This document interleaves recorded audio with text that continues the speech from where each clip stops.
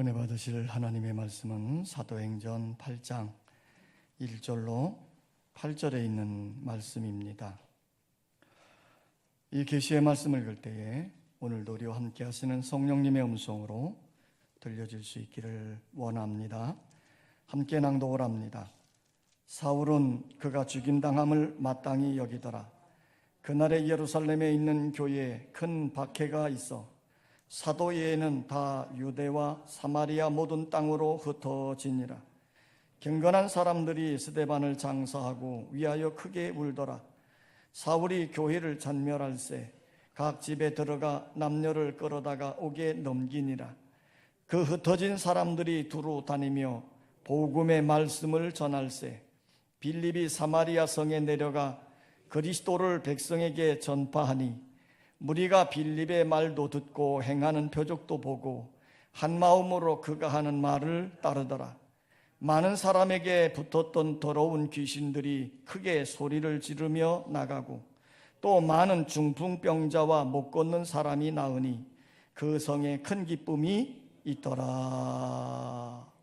예수님과 제자들이 함께 길을 가다가 나면서부터 맹인이 된 사람을 만나게 되었지요. 인생에 있어서 불행한 일들이 많이 있다고 하지만 아마도 가장 큰 불행은 앞을 못 보는 것이 아닌가 생각을 합니다. 아름다운 자연, 사랑하는 부모님, 친구들, 이들을 볼 수 없다는 것, 생각만 해도 안쓰럽습니다. 나면서부터 맹인이 되어 아무것도 보지 못하고 사니 얼마나 불행하겠습니까? 더군다나 환경적으로도 가난해서 40여 년 동안이나 길거리를 방황하며 얻어먹는 거지가 되었으니 얼마나 불쌍해 보였을까요? 이 불쌍한 맹인을 보는 순간 제자들은 몹시 궁금한 질문이 생겼습니다. 그래서 예수님에게 이렇게 질문을 하는 것입니다. 선생님, 이 사람이 맹인으로 난 것이 누구의 죄로 인함입니까? 자기입니까? 아니면 그 부모 때문입니까? 그가 맹인으로 태어난 것이, 맹인으로 불행하게 살아가는 것이 죄 때문입니까? 아닙니까? 죄 때문이라면 누구의 죄 때문입니까? 자기의 죄 때문입니까? 아니면 부모의 죄 때문입니까? 이런 심각한 질문을 던진 것이지요. 우리 사람들은 어떤 결과를 볼 때 인과응보적 사고로 해석하는 경향들이 참 많이 있습니다. 불행한 일을 만나는 것, 어려운 일들을 만날 때에 죄를 지었기 때문이라는 것이에요. 죄값을 받음으로 고통을, 불행한 일을 당하고 있는 것이라고 생각들을 하는 것입니다. 지금 제자들도 인과응보적 사고를 가지고 예수님께 질문을 던진 것이에요. 그런데 예수님은 제자들의 질문에 전혀 다른 차원의 답변을 하셨습니다. 그에게서 하나님의 하시는 일을 나타내고자 하심이라. 그가 맹인이 되고 불행하게 사는 것을 통해서 하나님의 하시는 일을 나타내는 것이라고 말씀을 하신 것이에요. 우리가 살아가면서 불행한 일을 만나고 어려운 고통스러운 일을 만나는 것, 반드시 죄 때문에 생겨지는 것이 아니라는 것이지요. 우리에게 만나지는 모든 사건과 문제들은 반드시 하나님의 목적, 하나님의 뜻을 이루려고 하는 것이라는 말이에요. 이와 비슷한 상황의 말씀이 오늘 우리가 함께 읽었던 본문 말씀에도 나와 있습니다. 우리가 1절 말씀을 다 같이 한번 읽습니다. 1절 말씀 시작.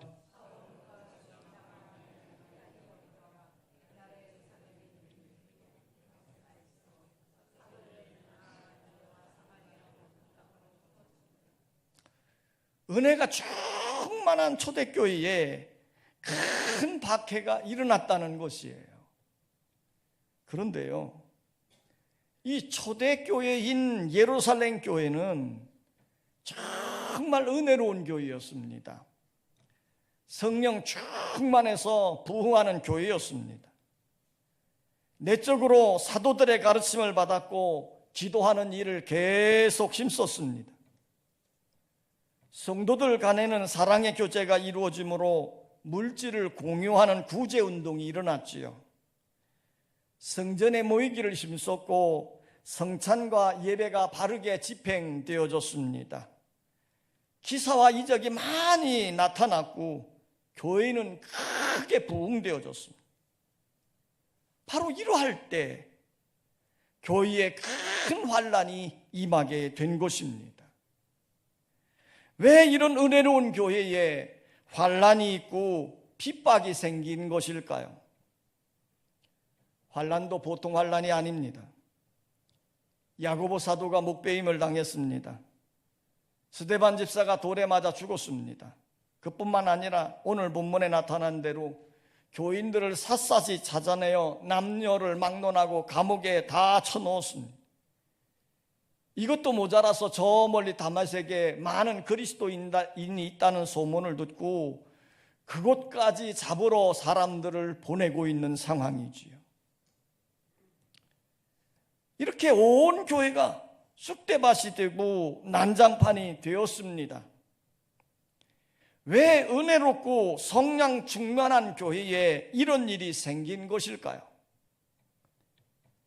결론을 미리 말씀드리면 이 핍박과 환난은 하나님이 일으키신 것입니다. 이 큰 핍박을 통해서 하나님의 복음이 전 세계로 전하여지게 된 계기가 된 것이지요. 성경은 이렇게 말합니다. 두루 다니며 복음을 전하더라. 큰 환난을 통하여 예루살렘의 교인들이 이곳 저곳으로 흩어져 도망을 가게 되어졌고 흩어진 그곳에서 열심히 복음을 전하게 되었다는 것이에요. 큰 환난을 통해서 삽시간에 복음이 전 세계로 퍼지게 된 것이지요. 이것이 하나님이 행하시는 손길이었다는 것입니다. 그러면 큰 환난을 통해서 이루어진 상황들을 구체적으로 살펴보겠습니다. 한번 따라서 합시다. 그리스도인들이 이곳저곳으로 흩어지게 되었다. 예수님이 부활하신 다음에 이제 감람산에서 승천하실 때에 거기에 12 제자를 비롯한 이제 많은 예수를 따르는 무리들이 그곳에 모였지요. 그때 예수님은 승천하시면서 그 사랑하는 제자들에게 이렇게 명령을 했습니다. 오직 너희에게 성령이 임하시면 너희가 권능을 받고 예루살렘과 온 유대와 사마리아와 땅끝까지 이르러 내 증인이 되리라. 그러니까 주님은 땅끝까지 복음의 증인이 되라고 명령을 내리신 것이에요. 그런데 예루살렘 교회는 어떻게 했습니까? 열심히 모여서 기도하고 예배하며 사랑의 교제를 나누었습니다.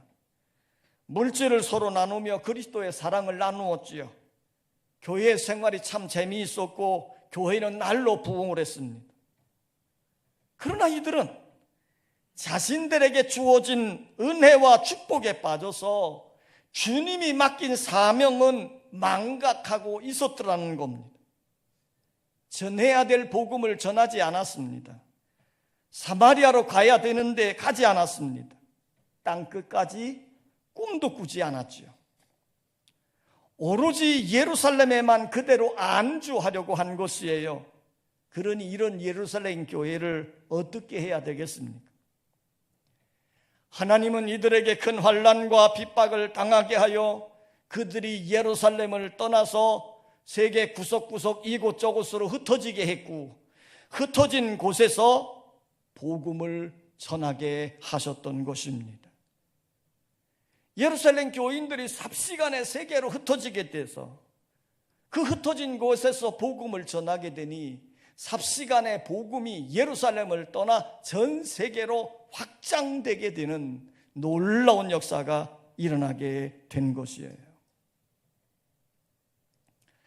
네덜란드에 암스테르담이라고 하는 도시가 있는데 이 도시에 유명한 화가 한 분이 살고 있었습니다. 이 화가는 좋은 그림을 잘 그렸어요. 특별히 사람들이 좋아하는 그림을 알아서 지금 사람들의 기분이 좋습니다. 그렇기 때문에 많은 돈을 벌게 되어졌지요. 또 그에게는 아름다운 정원과 주택을 가진 곳에서 화려한 생활을 하면서 남부러워하지 아니하고 그곳에서 잘 살고 있었습니다. 그러던 어느 날 그렇게 사랑스러운 부인이 갑자기 병이 들어 죽어버린 거예요. 이 일로 심한 상처를 받게 되어졌고 이 화가는 깊은 시리에 빠져버리게 되어졌습니다. 그러는 동안에 그가 모아놓았던 모든 재산이 다 날려버리게 된 거예요. 이제는 알거지가 되고 말았지요. 이때에 그의 친구 한 사람이 이 화가를 찾아와서 전도한 겁니다. 같이 교회 좀 나가자. 그래서 그 화가를 교회로 이끌게 된 것이에요. 전 같으면 그런 권유를 받아들일 사람이 아닙니다. 너나 다녀. 그리고 거절할 사람이었어요. 그러나 사랑한 아내가 죽고 모든 재산을 다 날리고 빈털터리가 되었을 때야 순순히 친구의 권유를 받고 교회에 다니게 되어진 것이지요. 교회에 다니면서 말씀을 듣게 됩니다. 성경을 읽으면서 삶의 새로운 변화가 일어나기 시작한 거예요. 예수의 사랑을 느끼게 되고 감격 속에 사는 은혜로운 삶이 되어진 것입니다. 그러면서 이 화가는 이제 자기에게 주어진 은사가 있지요. 그림 그리는 일입니다. 이 일로 성화를 그리기를 시작한 거예요. 엠마오로 내려가는 두 제자와 예수, 감옥에 있는 사도 바울, 조그마한 어두침침한 감옥에 앉아서 성경을 기록하고 있는 그 아시아에 있는 교회들에게 편지를 쓰고 있는 바울의 모습을 묘사한 그림이에요. 잔잔한 감동을 주고 있지요. 이 렘브란트는 그 밖에도 많은 성화를 그려서 사람들을 감동시켰고 오늘날도 우리는 그 이름을 알게 되어진 것이에요. 고통의 사건이 렘브란트를 하나님의 사람으로 변화시키게 된 것이에요. 성도 여러분, 우리가 믿음으로 살다가 기도하다가 어려움을 당할 때 왜 고통을 당해야 하는지 그 이유를 알 것 같지 않습니까? 때때로 우리가 전혀 이해하지 못하는 고난을 당하기도 합니다. 그러나 먼 훗날에 가서야 그 고난의 사건이 하나님의 사랑이었다는 것을, 하나님이 내게 주신 은혜였다는 것을 깨닫게 되는 것이지요.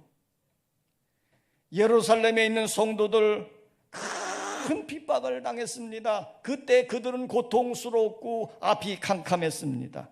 그 핍박으로 이곳저곳으로 다 흩어지게 되어졌지만 그러나 흩어진 그곳에서 하나님의 뜻을 깨닫고 두루 다니며 복음을 전한 것이에요. 따라서 합시다. 사마리아로 가서 복음을 전하였다. 자, 5절 말씀입니다. 5절 시작.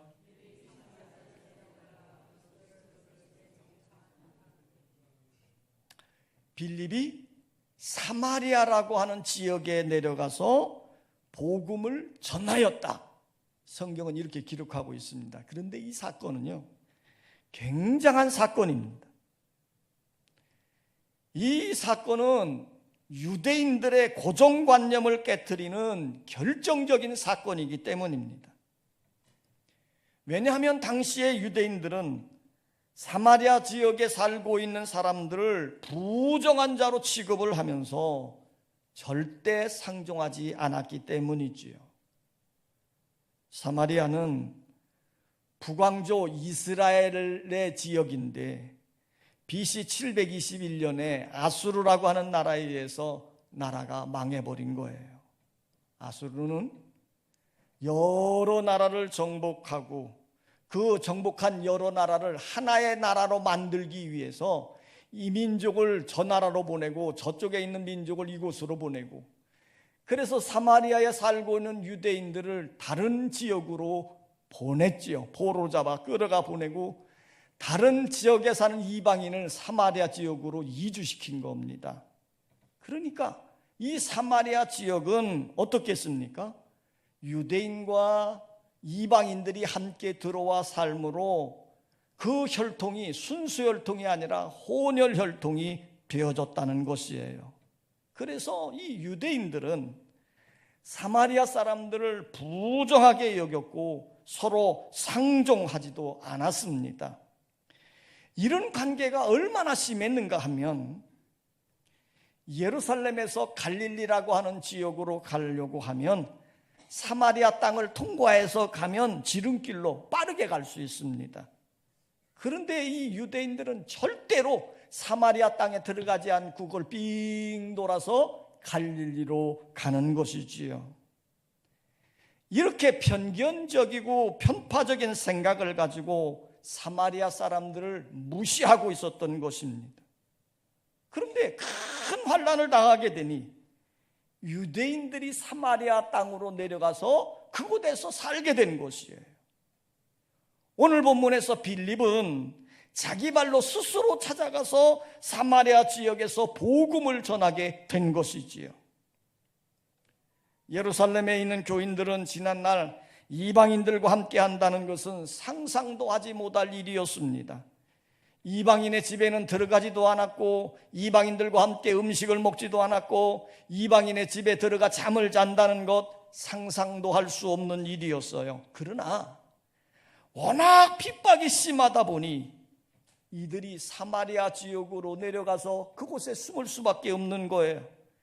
사마리아 지역에 살면서 그곳에서 이방인들과 함께 먹고 잠도 자고 생활도 하게 된 것이지요. 그러면서 더 나아가 그들에게 복음까지 전하게 된 것입니다. 사랑하는 성도 여러분, 사랑해야 될 사람을 미워하고 있지는 않습니까? 전도해야 될 사람을 무시하고 있지는 않습니까? 하나님의 손은 때때로 우리가 전혀 이해할 수 없는 사건을 통해서 복음을 전하게 하고 사랑하게 만드시는 것입니다. 자, 오늘 성경은 빌립이 사마리아 지역에 가서 복음을 전할 때에 나타난 결과를 이렇게 말씀해 주고 있습니다. 자, 6절로 8절을 다 같이 한번 읽습니다. 6절로 8절입니다. 시작.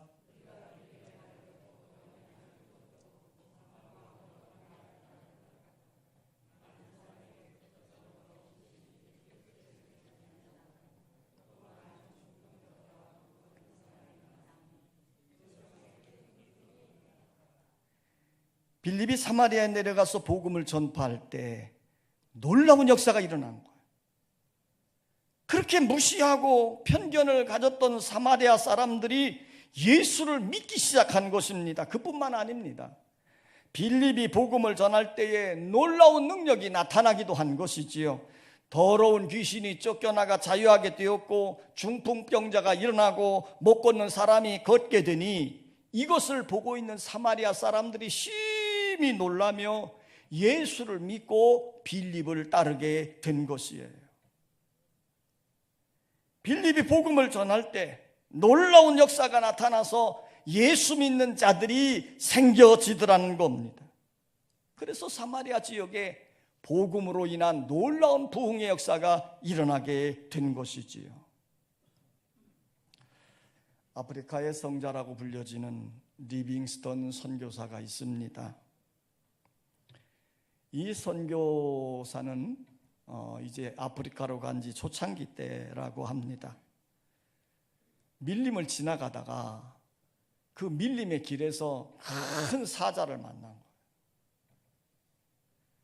이 사자가 길을 딱 가로막고 으르렁거리면서 이제 이 리빙스턴 앞을 딱 가로막고 있는 거지요. 이것을 보면서 리빙스턴은 이제 나는 죽었구나.